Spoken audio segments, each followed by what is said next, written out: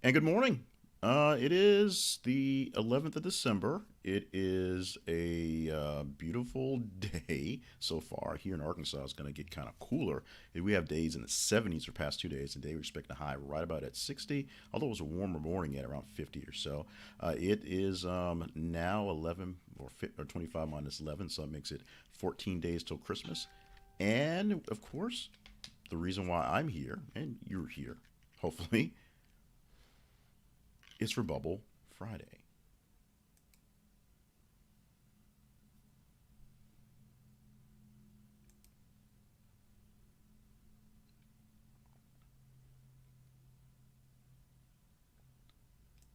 I'm Jay Cleveland Payne. I am here with you for another edition of Bubble Friday. And as the title sort of explains and the description sort of explains, a little off kilter today. Number one, we're starting a few minutes before 8 o'clock, as opposed to a few minutes after, because of a really odd thing that happened. I got a chance to come into work early. So I've been here for about an hour doing what I did normally before I had to rush in and take the kid to school every day, and that is sort of prepare myself for a day at work and get a couple of small things taken care of. So there's that. I'll be sort of rambling-ish stuff. I have some messages type stuff to get to, but I'll be rambling it for a while. You'll also see a bit of a difference from last week and week before. I've been testing some of the technology and availability that I have, and so hopefully today I look like I have a lot more color, a lot sharper, because I'm testing a different camera, a different setup, and a third piece of technology to help things go out. And I decided to kind of go for it and play around with the settings. So hopefully I'm not too fuzzy. Hoping I'm not too reddish because I did it one way and I looked sort of like I was an alien from Mars. And hopefully that'll go well as well. Now, the reason why we have a Bubble Friday, well, we always have Fridays, and bubbles have been existing since, I guess, soap existed. But Bubble Friday is a day for everyone to just sort of celebrate the fact that they survived the last 5 working weeks. Basically, assume you have a basic 5 day working schedule. And so, if you are on your Friday, your last day of the week, take some time today to celebrate that. And we do it by doing something extremely silly, and that's blowing. Well, that was weak. Much better. Blowing bubbles. It's childish, it's silly, but it's blowing away, blowing out the stress, blowing out the frustration and strife from the last week. Another way to enjoy bubbles on Bubble Friday is to take some bubbles in. And if you're going to do that, we just ask that you be of legal age and be in a responsible position, like at home or have a designated driver. And, don't try, if you're like me, getting a bit older, don't try to over bubble it. There's limits to the bubbles you can take in. And of course, if those things are too silly or not in your purview, just take a deep breath. Breathe in, breathe out. That's it. Take a deep breath and use that breath to blow away all the stress of the week and prepare yourself for some time off. If this is not your normal, natural time off, you can have a bubble Tuesday, bubble Thursday. You can have a inviting Wednesday. You can do whatever you need to do to take the chill off what's going on. And especially if you're a person right now, an essential worker who's actually essentially working, someone who is like a medical person who's doing extra shifts going on right now, or a delivery person, especially at this time of year, doing extra stuff. We thank you. We appreciate you. We love you guys. Whenever you get a chance to relax, take a breath, relax, and we want you guys to be safe and sound, have a great and solid vacations and great solid holidays coming up. Now, as the message that said in the title, prepare for some rambling because I don't have a secured message. This has not been one of the greatest weeks in my life this week. And it wasn't a bad week, it wasn't a horrible week.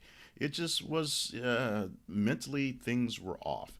And a lot of it was because Thanksgiving was just threw some wrenches into a lot of things, and just for not just me, other folks. I normally have a standing dinner with a friend of mine every 2 weeks to just kind of talk, do things. That got pushed off some way because of just he got busy, and we didn't hit the schedule, and he didn't think about it till Wednesday. Also, that day we have the dinner, a whole lot of things kind of fell apart on the home front, so I had to take care of some things that normally aren't my responsibility, but had to be extra dad stuff for that day to make things happen.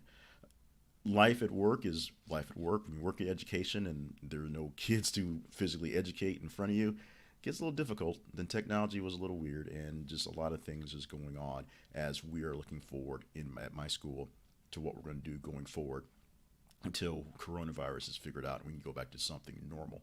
And just a lot of other smaller things, and just so many just really, really small things. And that's kind of what throws people off. It's not the large things that hit you in front of you. If your house burns down, the next thing you need to do is to find a place to stay, file your insurance claim, make sure that everything that's in order is in order, and then build a new house. It's pretty simple. The main goal is to get a new place to stay and rebuild what you have in your house. If your fence falls over, it's not the same. It's not the same level of stress. Not the same level of urgency. It's you think it's, oh, I just have to get a new fence, but it's not like, oh, everything is in focus. I need to get a new house. Other things will get in the way of getting a new fence. You'll have to go you have to go get quotes. You have to go look into it. Maybe you want to get a new fence. Maybe you'll argue with your spouse about the kind of fence you have. Maybe you'll argue with your neighbors because you shouldn't have had that fence in the first place. There's a lot of other things that goes on there. If your house burns down, everybody's going to help you get a house back up. If your fence falls over and messes up someone's garden, then that's a whole other issue. Not, like I said, prepare for some rambling, not exactly focused on. So it wasn't a major thing that threw anything off this week. It was a extremely minor thing, or many extremely minor things, and some middling things that made things not so straight. But the one thing that really stuck out to me this week, as life is getting closer to Christmas, every day on Facebook I'm posting a how many days till Christmas thing, and that's not even anything that's really focused. Just to say here, I'm made till Christmas, so I can basically say I posted 25 days till Christmas. Yesterday, particularly, uh, we're focusing on Christmas at the house, Christmas at home, Christmas for my immediate family, and took my daughter out to do her Christmas shopping, which is basically me spending my money for her to say she bought stuff. And it's a totally different world than it normally is. And it struck me in pieces the whole time, essentially starting from Black Friday or a few days before Thanksgiving, when all the real deals were going on online, and Black Friday, which was not a Black Friday by any means. The biggest thing that caught my attention was traffic the 2 days before Thanksgiving, as things are getting ready for Black Friday, and from Black Friday till about a week after the first, traffic is normally terrible in my neighborhood, because getting to my house, getting through the neighborhood, I have to drive through a Sam's Club, a Walmart, a couple different shopping complexes, and it's just the whole hustle and bustle of people getting around those things is always a hassle. I mean, it's usually big normally as in rush hour times, but during Christmas time, during Christmas season, it becomes an issue where there's so many things happening, so many people in the way, that at 11:30 on a Tuesday, you got those sort of issues. So traffic has not been bad, which is the first thing we noticed. Traffic's not horrible. The stores are not crowded. Went to the mall yesterday, and there's not a hustle and bustle. In fact, there's still many limits in many stores because of COVID-19. Many of the smaller stores had signs where they could only have 8 people as at a max in the store, because 8 people is hits that 35% threshold, or whatever the threshold is right now, for places. Um, there weren't a lot of people shopping. It's still early, but there weren't a lot of people shopping, a lot of stuff going on. And we got a chance to take a picture with Santa, and I don't have it set up for you to see, but the picture with Santa, which I'll probably put on Facebook later, is a picture of my daughter sitting on a bench and Santa standing about 3 feet behind her. It's weird. It's weird. It's just so weird right now. And what gets lost in this is there's still plenty of people out there who are hurting, who are in pain, who aren't doing as well as some of us. I have a job. I have a little bit of time, even though my phone's ringing for people asking me to do stuff earlier than it should be. I have a job. I have things to do. I have a roof over my head. We're paying all our bills right now. We're doing very well, very well. I can complain about being frustrated about, my broadcasting stuff having to end and my broadcasting media side stuff not going as fast as I wanted to, but we are doing very well. Some people are not. A story I saw this morning on CNN showed a family, a single mother and her three kids.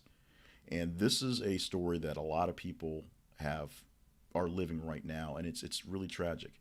It's essentially another story that's beating up on Congress for not figuring out how to get stimulus going through, which is a totally another issue on its own.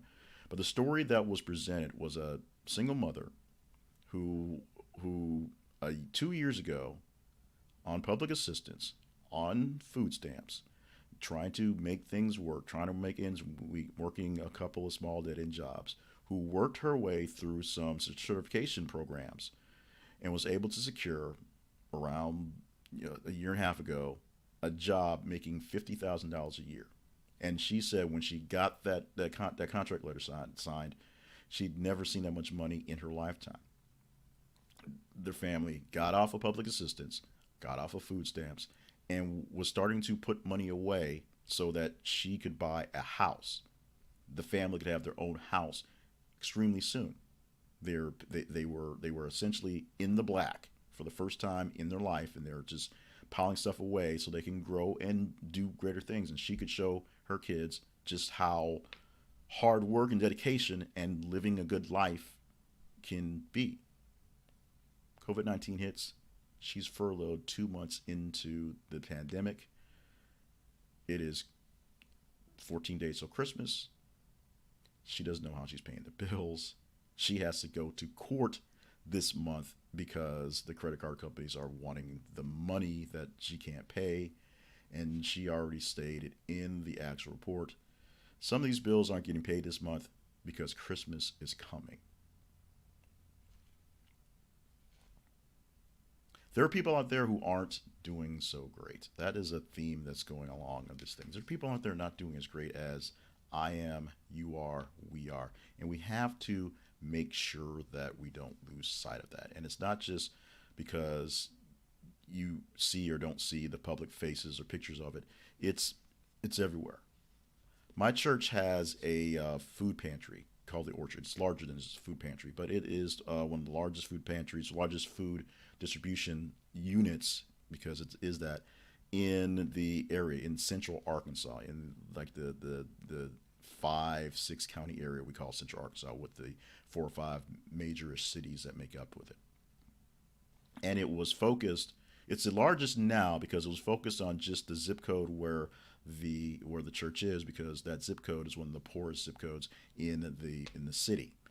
And because of the way they worked with stuff and the way they operated, they had some expansion things to go out to different places, and they've been granted lease and license and a lot of love to do a lot of things.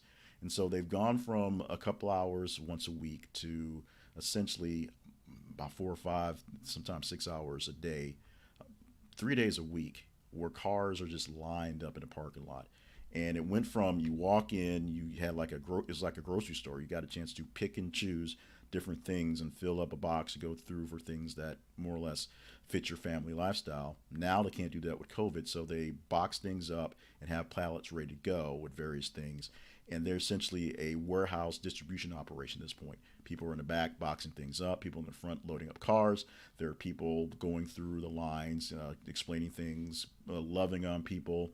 It's a church, so there's a little bit of Jesus spoken back and forth. Nobody minds, nobody complains. It's all about the good. But this is something that's an awesome thing that I'm glad to be a part of. But it's also a thing that it's weird to have to be a part of because of the need. And there were people in serious need before, but now there's so many other people in so many situations in so much need. So while we get closer and closer to a Christmas Day and a New Year's Day and 2021, where there are plenty of people thinking it's going to be a whole lot better, and it should be. There's a lot of things to look forward to, and of course, new fresh starts. Any day you are up, you have a new fresh start. You still got to live in the now and the moment. So make sure that you're taking a little time in your days, today's, because I give you homework on this Friday, today especially, to look around you and see who's not doing so great. I think I may have did this something like this 2 weeks ago, but this is like I said, didn't have anything planned, anything put together. Started a little early, a little off. I'm already got phone calls coming in, so I've got to go chase those things down. But take a look around you and see who you think is doing well, who you think is not going to do well. Now, perception is probably going to be off because a lot of people who seem to be fine or essentially don't put out any signs that they need something are people who need something and something need a lot. I'm a person who, as I'll say famously say, I don't ask for help very much because help doesn't come. I have gotten to the point where just in my life, if I reach out to someone who was supposed to be in a position to offer assistance, oftentimes it doesn't come. So my first thought is to figure out how I'm going to do it on my own because I'm more or less assuming the assistance that should be coming from people isn't going to come. It's not exactly the best way to think, but honestly, that's how I think pretty much 80% of the time with people in general. So the perception of just how they're doing may be fooling you. Just you check on your strong friends. People who are hurting tend to try to put on a full face, a strong face. But just keep an eye out for folks who are in need of something, and don't try to be the awesome savior to take over and fixing things. Offer up small little offers of help. Offer small little gestures of help and hope. And the best thing you can do for anyone is to try to keep that smile on your face, even when it's covered up with some sort of face covering, so that you can kind of keep things going. People tell me often they can tell when I'm frowning, making faces, just kind of looking at them cross-eyed because you can read people's eyes. So someone will have a request for something, and I will, basically do what I can to not roll my eyes, but I'll make all sort of kind of mouth faces. And then there's this admin assistant who always says, "You're not happy with that, are you?" Because she can see it in my eyes exactly where I'm thinking.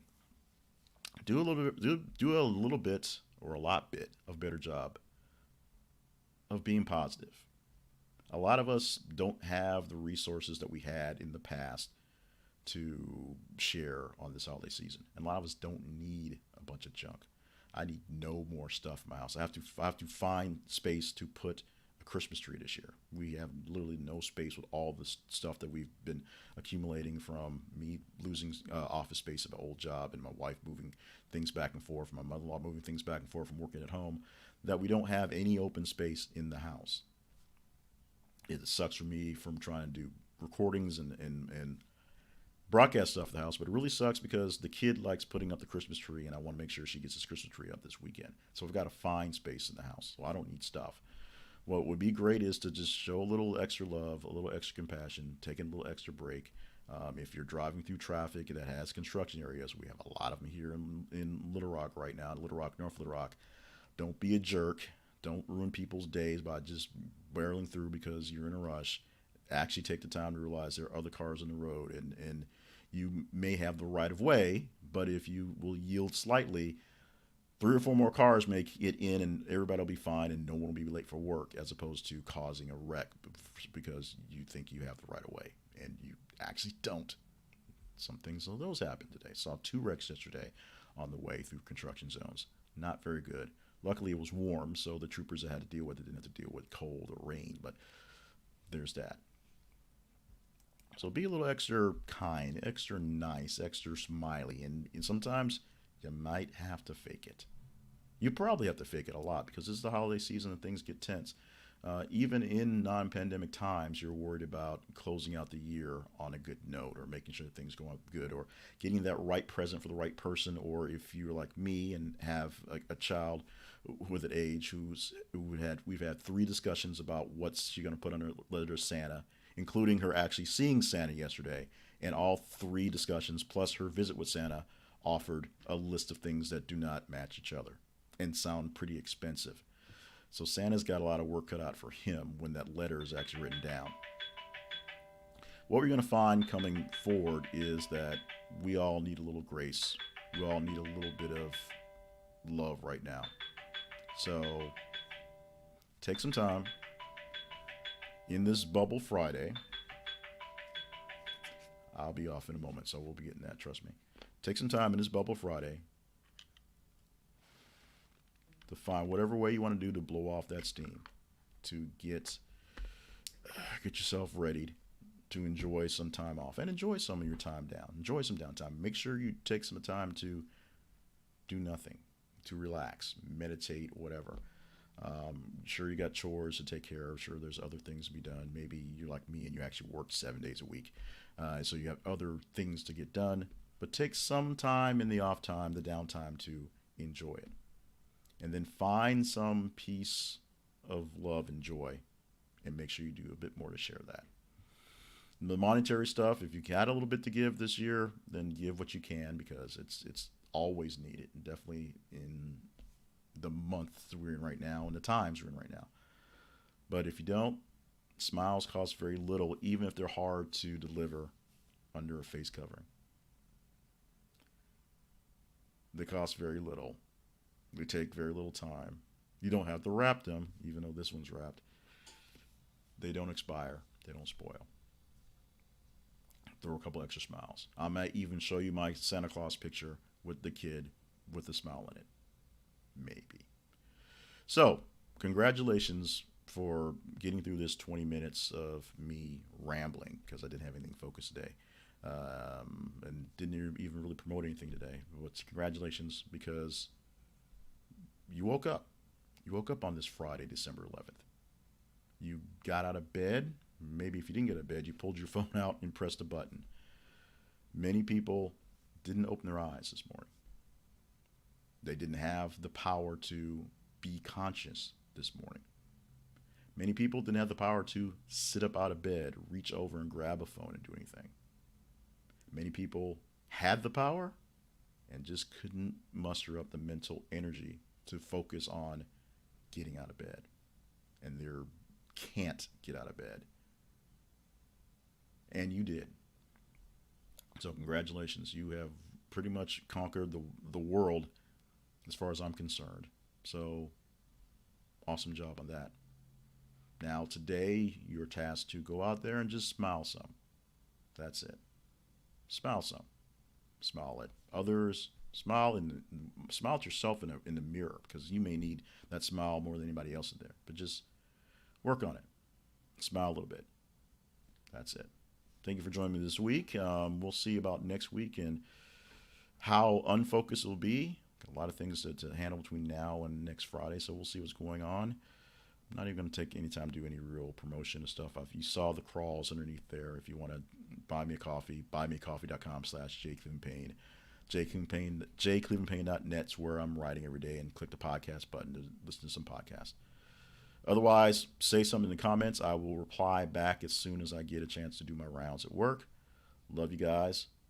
Miss being with you guys, even though, I tend to find ways not to show up at the parties, but I miss the invites, miss being with you guys. And sooner or later, hopefully much sooner, we'll be hanging out again. Talk to you again in this format next week and in many other formats, however you find me.